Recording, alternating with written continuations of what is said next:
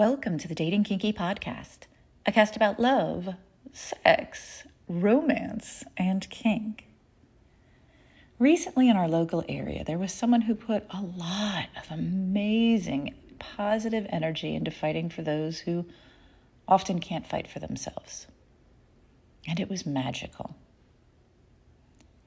However, in their zeal to fight the bad guys, they unintentionally stepped on some of their allies. They hurt the very people they were fighting for.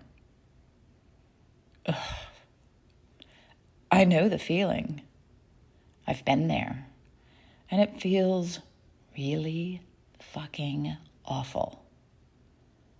Both when being told that I was unintentionally causing harm and feeling I was being attacked and misunderstood. And when it finally dawned on me that I was wrong. And so today's topic. Sometimes I'm the bad guy. Sometimes when someone says I hurt them, I fall back on my brain to save me instead of my heart. I have picked apart their logic and pointed out inconsistencies.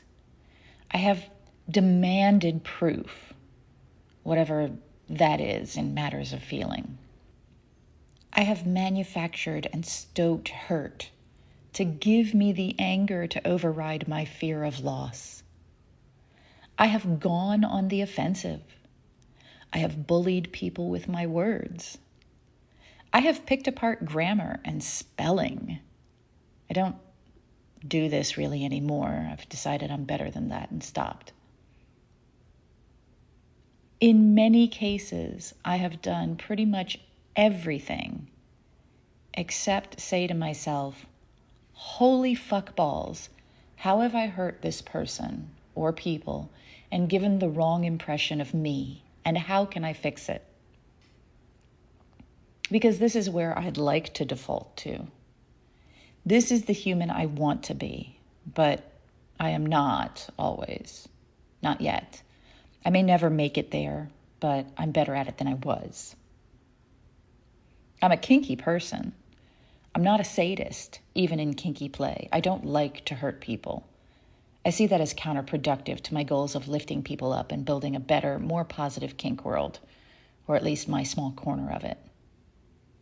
I especially don't like to hurt people unintentionally. But I have been the bad guy, quite publicly even, in my writings over the years. I've defended someone's general use of a harmful term because I knew people who claimed it in specific use without realizing the harm I was causing, even though they were telling me right there. I've shared personal details of someone else's story without their consent, even though I was showing my support of them, and I caused harm. I've allowed toxic and phobic people to comment on my writings and attack other people in comments because I felt everyone who commented was an adult and could handle whatever was thrown in words as well as I could. And I caused harm. And more. I've done all that more times than I can count, and each time it took me time to be aware that I was being the bad guy, even though I meant to be the good guy. I felt like the good guy. I wanted to be the good guy. I was, ultimately though, the bad guy. I thank all the people who stood up to me, who claimed harm, and who told me I had to do better and be better, despite me being hard-headed and taking far longer than they probably would have liked because I knew my intentions and they were being mean. Because they are ultimately the people who have helped me not only be a better person, but also to communicate to others who I am in ways that reduce the harm I cause unintentionally. I am less often the bad guy, at least unintentionally. At least to the people who I want to be the good guy for. and I'll count that as a win. What are your thoughts? Has something that you were deeply passionate about and defended or fought for turned out to be the wrong position after you learned better or had time to think about it?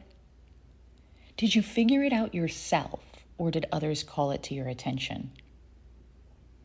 How much harm have you caused others and yourself thinking you were the good guy and actually being the bad guy?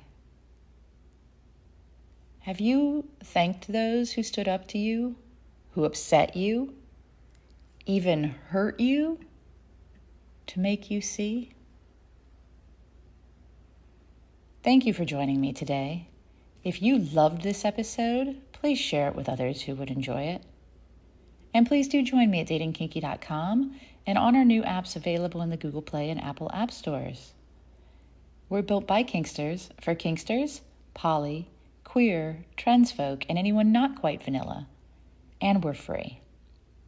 Find me on FetLife as Nookie Notes, and on Twitter, Pinterest, YouTube, Facebook, and Medium as Dating Kinky. We are on Instagram as Dating Kinky Official, all one word. Have a kinky day, and I'll catch you next episode.